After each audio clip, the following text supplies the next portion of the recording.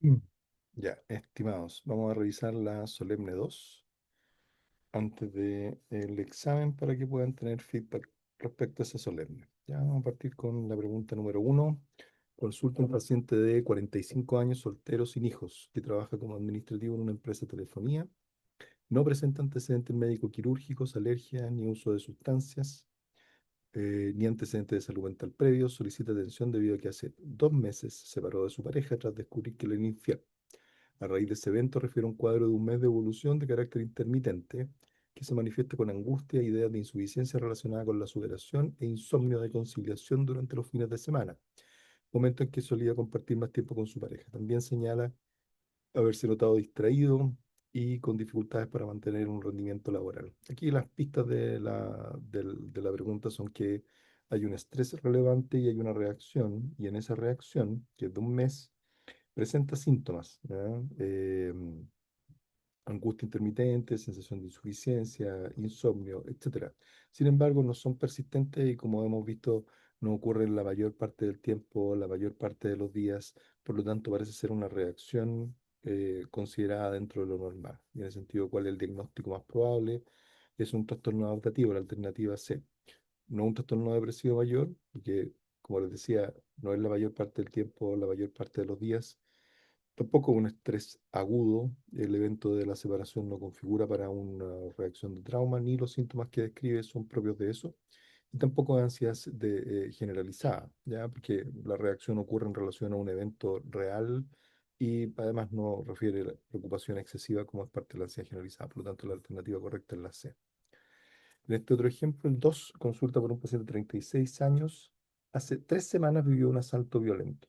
Durante el incidente hubo un enfrentamiento con guardias ladrones, en que inmediatamente hubo la muerte de un guardia por un impacto de bala.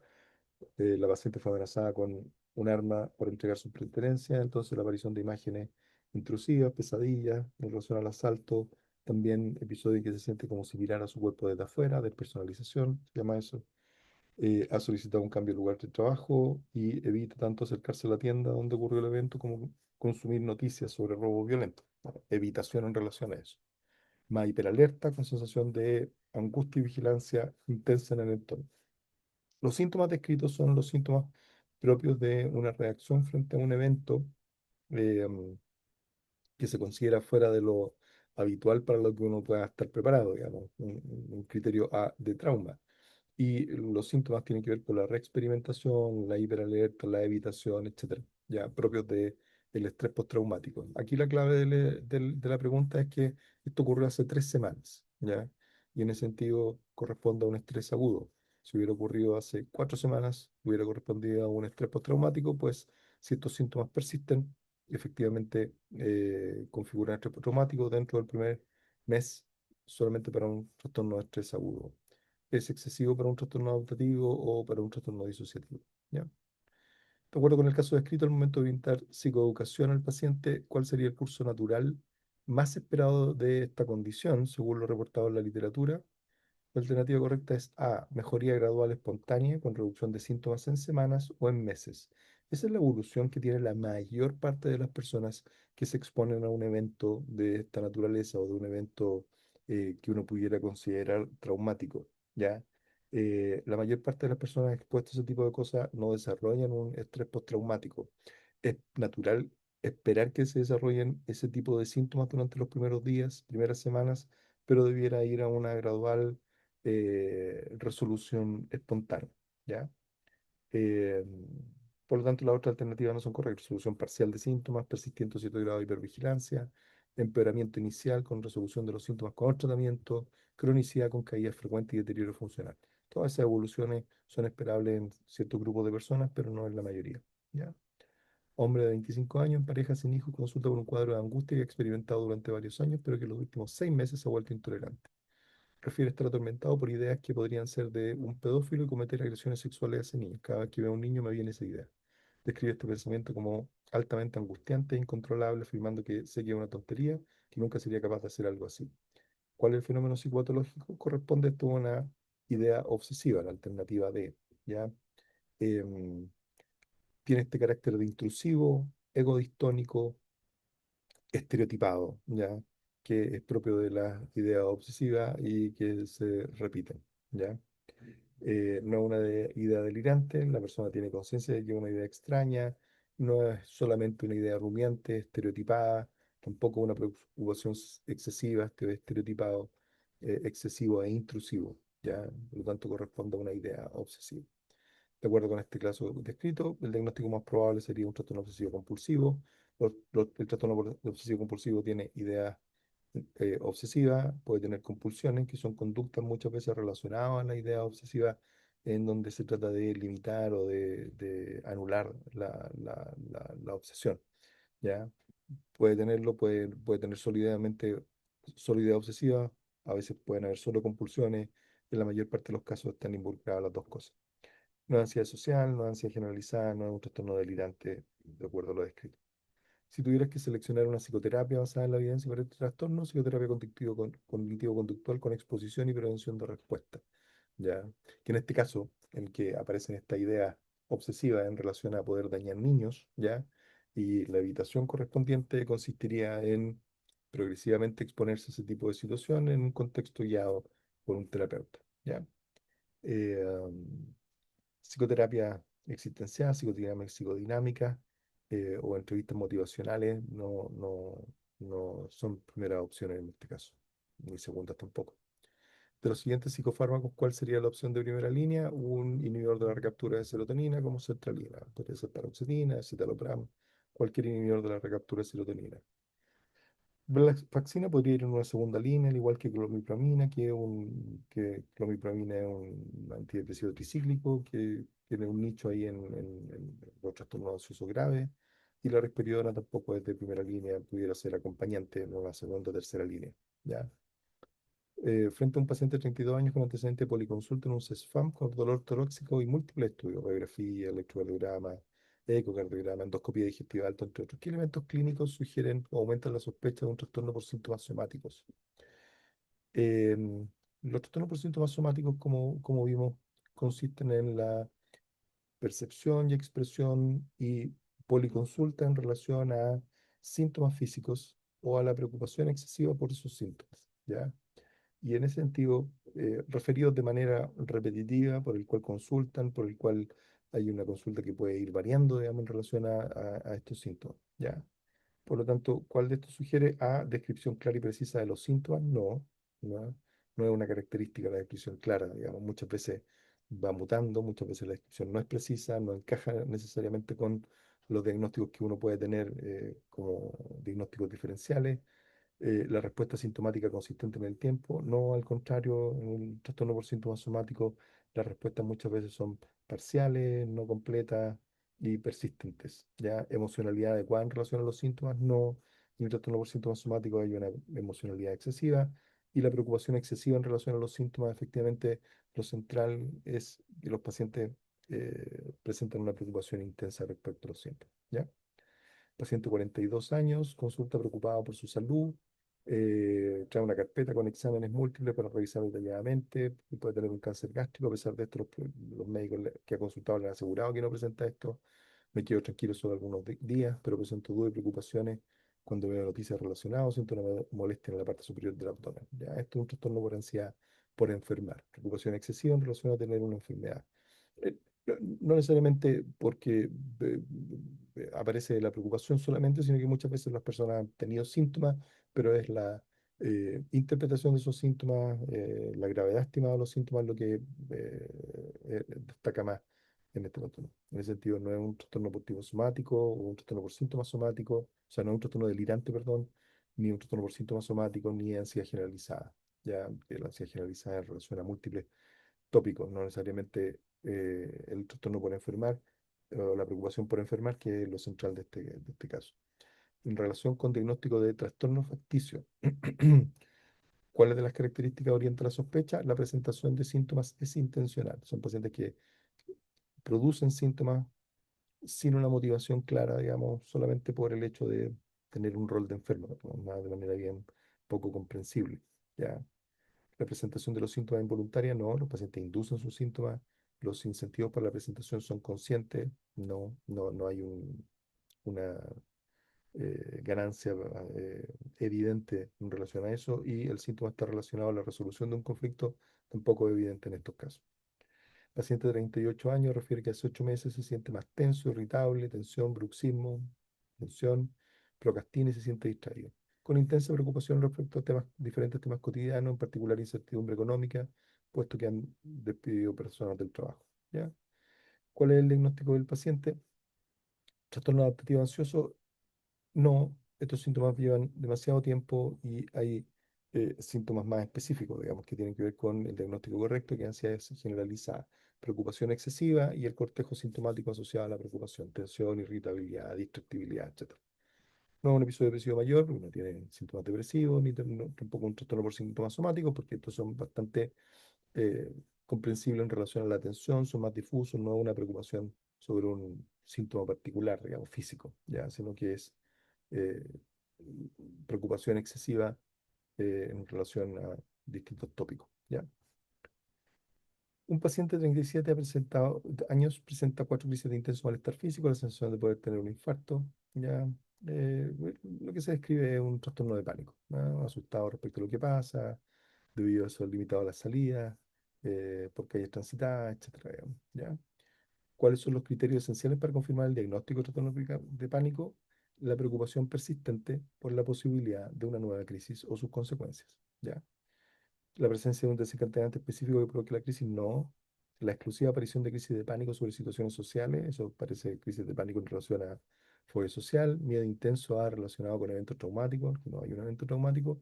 Acá el paciente tiene crisis de pánico y lo que sella el diagnóstico es la preocupación persistente por la probabilidad de tener nuevas crisis o con sus consecuencias. ¿Ya? ¿Cuál sería el principal tratamiento recomendado? Un IRS y una benzodiazepina utilizada en forma regular, como lo vimos en clase. Ya por lo menos inicialmente lo de la benzodiazepina. Sertralina y antipsicótico como risperidona, no. Sertralina y alprazolam SOS, como vimos en clase, eh, es preferible no usar benzodiazepina SOS, sino que más bien hacer un plan con la benzodiazepina por un tiempo limitado y después sacarla. O un dual con un hipnótico tampoco. ¿Ya? O sea, un IRS y la benzodiazepina. ¿Qué tipo de psicoterapia? Terapia cognitivo-conductual, como todos los trastornos ansiosos. ¿Cuál de los siguientes factores perpetúa más frecuentemente la evitación de las situaciones o lugares que puedan provocar la crisis, como todos los trastornos por ansiedad o los síntomas ansiosos? ¿Cuál es la secuencia evolutiva más típica de un trastorno de pánico? Presentación de crisis de pánico motivada, ansiedad anticipatoria, crisis situacionales, agorafobia. Ya, esa es la secuencia que vimos en clase. Ya, o sea, el paciente tiene crisis de pánico, presenta preocupación por tener otras crisis, va desarrollando crisis de pánico en relación a las situaciones que teme y agorafobia, finalmente, es decir, la evitación de los lugares que pueden provocar pánico. 17, según lo revisado en clase, ¿cuál es el síntoma central de la ansiedad generalizada? La preocupación excesiva. ¿Cuál de los siguientes criterios temporales es necesario para diagnosticar ansiedad generalizada? Al menos 6 meses, ¿ya? ¿Cuál es la diferencia fundamental entre la ansiedad generalizada y un episodio depresivo? La ansiedad generalizada se caracteriza por preocupación excesiva, mientras que la depresión se caracteriza por depresión, ¿ya? Tristeza persistente o anedonia. El tratamiento psicoterapéutico más indicado en un paciente con ansiedad generalizada, terapia cognitivo-conductual. ¿Cuál de los fármacos es considerado primera línea en ansiedad generalizada? UNIRS, sertralina, pregabalina, clonazepam, quetiapina pueden ser segundas líneas, pero la primera línea es un inhibidor de la recaptura de serotonina. Hombre de 27 años presenta un cuadro de intenso temor a volar y hay una fobia específica en este caso. ¿Ah? Deja asistir al congreso por temor a volar, experimenta angustia y palpitaciones días antes del vuelo, digamos, pueden ser crisis de pánico antes del vuelo. En 2 ocasiones ha tomado benzodiazepina, con lo que tiene un alivio, ¿ya? No refiere a utilizar otros medios de transporte ni estar en espacio abierto cerrado. ¿Ya? Entonces, no es ansiedad generalizada, esto es propio del vuelo, no es agorafobia, de nuevo, no tiene temores a otras cosas, ni trastorno de pánico, porque lo central es la fobia específica, ¿ya? En este caso a volar. En relación al caso clínico, ¿cuál es un factor que contribuiría al mantenimiento? El evitar los vuelos mientras sea posible, ¿ya? La evitación como motor de el desarrollo de estos trastornos. ¿Cuál de las siguientes intervenciones terapéuticas es la más adecuada? La terapia de exposición gradual, ¿ya?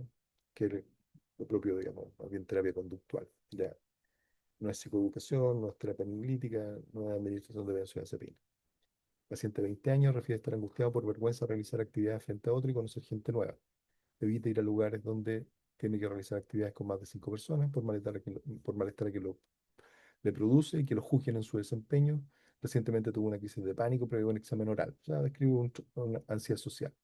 El paciente presenta síntomas compatibles con un trastorno de ansiedad social, verdadero. La crisis de pánico que experimentó es suficiente para diagnosticar un trastorno de pánico, falso. Ya no tiene un trastorno de pánico previamente tal. Lo central acá es el miedo a exponerse a situaciones sociales y la crisis de pánico es secundaria. El temor del paciente a ser juzgado por su desempeño es un criterio central en la ansiedad social, sí, verdadero. Y el uso de benzodiazepina en el tratamiento de primera línea, falso. ¿No? La terapia cognitivo-conductual y el uso de inhibidor de la recaptura es la primera línea. Mujer de 40 años, secretaria, casada, reposo médico durante un año, tras ser diagnosticada con cáncer. Ya, este es un eh, cuadro angustioso, digamos, con síntomas depresivos, ansiosos, en relación a un evento, digamos, que es el diagnóstico de cáncer y el proceso asociado, y que tiene licencia médica, ¿ya? ¿Cuál sería el enfoque más adecuado para manejar el reposo prolongado por trastornos psiquiátricos? Como dice acá, fomentar la reincorporación progresiva al trabajo mediante un plan gradual. Ya, no es prolongar indefinidamente la licencia hasta que se le pasen los síntomas, porque el miedo a volver al trabajo es en sí mismo un motor de todo esto, o limitar la exposición al entorno laboral, eso fomenta el miedo, o evitar los tratamientos psicológicos hasta completar el periodo de reposo. No, o sea, lo central es tratar de ayudar al paciente a recuperar sus síntomas, la psicoterapia apropiada y fomentar la reincorporación, dado que la prolongación del reposo solo lleva más prolongación. Respecto al uso de la licencia médica relacionada a problemas de salud mental, indique si las siguientes afirmaciones son verdaderas o falsas. Factores como el estrés y el entorno negativo en el trabajo son relevantes al uso de licencia, verdadero. Como hemos visto en clase, el tener licencia médica casi es sinónimo de tener problemas en el trabajo. El reposo médico prolongado reduce el impacto de los factores estresantes laborales. Falso. Ya aún, el reposo médico prolongado más bien puede favorecer la angustia, digamos, a volver al trabajo.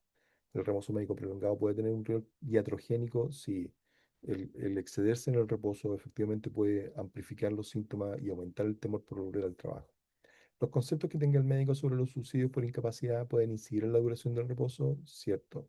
Si el médico cree que el reposo puede ser sucedáneo o que pueda reemplazar vacaciones, o que un derecho de los pacientes simplemente por trabajar, no por estar enfermo, si uno cree que la depresión necesita sí o sí reposo y que necesita reposo prolongado, todo eso va a incidir en que uno otorgue más reposo, digamos, siendo que el concepto son otros. ¿Ya? La licencia médica, al igual que una persona que tiene otros trastornos médicos, ya está para apoyar la recuperación del paciente, ya mientras sus síntomas le generen incapacidad. Y en ese sentido, en el caso de la patología psiquiátrica, es tremendamente relevante tratar de diferenciar esto de la angustia que puede producir simplemente el trabajo y del temor que pueda producir eso, ya. Eh, pero sí, la creencia del médico incide. ¿Cuál de los siguientes ejemplos de una reacción desadaptativa para prolongar el reposo? La evitación fóbica ante la situación laboral, como lo vimos en clase. ¿Cuál es el proceso homeostático? Ese que regula el sueño, ahí lo vimos, el aumento de la presión del sueño con el tiempo de vigilia, ¿ya? A diferencia de los procesos cronobiológicos, que regula el momento en el cual uno va a dormir, ¿ya? Estos mediados por adenosina, que se acumula y que produce sueño. ¿Cuál de los siguientes tratamientos es la primera línea para el insomnio crónico? La terapia conductual para el insomnio. ¿Ya? No son los hipnóticos, no la benzodiazepina, ni el uso de melatonina. ¿Ya?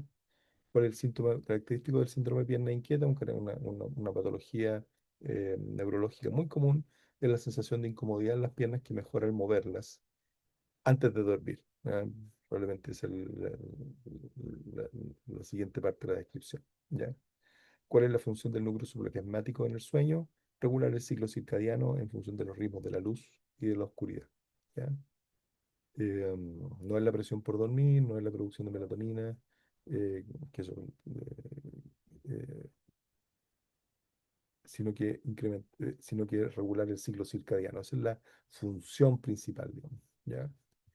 ¿Cuál de los siguientes factores actúa como un side-giver o un sincronizador? El central es la exposición a la luz solar. ¿Ya?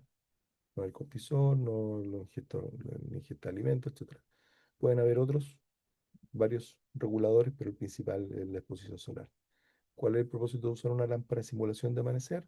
Reducir la producción de melatonina al amanecer y promover la vigilia. ¿Ya? Em, no aumentar la producción de la melatonina en la noche porque esto suprime, digamos, melatonina, no tiene una incidencia directa sobre la producción de cortisol, ni produce una privación parcial de sueño, digamos. Ya, no es la idea. Los trastornos de personalidad clúster A se plantean que persisten en un espectro con los trastornos de la esquizofrenia. Trastornos esquizotípicos, esquizoide, paranoide son parte de este clúster y son una continuidad, digamos, en relación a estos trastornos. Paciente de 35 años, varias denuncias en contra por violencia intrafamiliar. Su hijo ha sido atendido en 3 ocasiones por golpes, consumo de alcohol y pasta base con regularidad. Ha sido detenido en varias ocasiones por robo. Ha sido despedido por problemas con otros compañeros de trabajo. No parece sentir culpa respecto a las acusaciones. Ya lo más probable es que esta persona tenga un trastorno antisocial de la personalidad. No se pueden descartar el trastorno narcisista, limítrofe o paranoide, pero antisocial, dado las conductas, digamos, es lo más relevante. Respecto al caso anterior, ¿cuál característica orienta más al diagnóstico? La falta de respeto por las normas y la ausencia de culpa, ¿ya? La sola presencia de descontrol no solamente eso, sino que la falta de respeto a las normas y la ausencia de culpa probablemente sean centrales. Mujer de 25 años, muy ordenada en su casa y en el trabajo, muy preocupada por los detalles, con frecuencia guarda cosas que podrían ser consideradas inútiles por la posibilidad de que en algún momento las necesite. Muchas veces ha debido postergar la entrega de algunos trabajos ya que pierde mucho tiempo en los detalles. El diagnóstico más probable de un trastorno de personalidad es obsesivo-compulsivo, ¿ya? A diferencia del trastorno obsesivo-compulsivo, el trastorno de personalidad no tiene fenómenos obsesivos estereotipados, repetitivos, como en el trastorno obsesivo-compulsivo. Muchas veces puede existir la comorbilidad, ¿ya? No orienta trastorno dependiente, esquizotípico, limítrofe. Paciente retraído, no tiene amigos, evita lugar en actividades que pueda interactuar con otras personas, se siente miedo al ser rechazado, ser considerado como inferior. Tampoco ha iniciado relaciones amorosas por este motivo. El diagnóstico personal más probable es evitativo, ¿ya? Eh, no es dependiente, digamos, ¿no? O sea, más bien evita, ¿no? Como dice el- el nombre del trastorno, ¿ya? Mujer de 21 años, pésimas relaciones familiares con su padre, con su hermano, pelean frecuentemente, han llegado a agredir a su madre, presenta una relación intensa e inestable con el novio, en 2 oportunidades ha intentado suicidarse con ingestión de benzodiazepinas, corresponde a criterios del trastorno límite de personalidad, ¿ya? En esta paciente, la terapia de tratamiento más eficaz es la terapia conductual dialéctica, ¿ya? Eh, en este caso, no es un trastorno dependiente en la pregunta anterior, digamos, con respecto al diagnóstico, porque lo centrales son las relaciones intensas e inestables, ¿ya? El trastorno dependiente, digamos, probablemente no es lo central, ¿ya? 42, paciente de 25 años, trabaja esporádicamente en distintos trabajos, sin embargo nunca ha podido conseguir un trabajo estable, es considerado como ineficiente y extraño por sus compañeros, marcadamente apático, no tiene amigos y en muchas ocasiones habla de espíritus malignos, brujas que lo persiguen y ponen a la gente contra él. El diagnóstico más probable de trastorno de personalidad es esquizotípico, ¿no? Fenómenos parecidos a los de la esquizofrenia, pero de menor grado, con ciertas creencias peculiares, digamos, que no alcanzan a constituir un delirio. El trastorno esquizotípico es lo que más apunta, ¿ya? Esta es la revisión de la Solemne 2 para que lo tengan presente para el examen.